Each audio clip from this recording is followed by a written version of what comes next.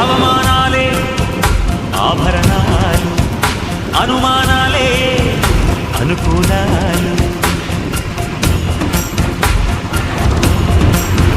సందేహాలే సందేశాలు, చిత్కారాలే సత్కారాలు.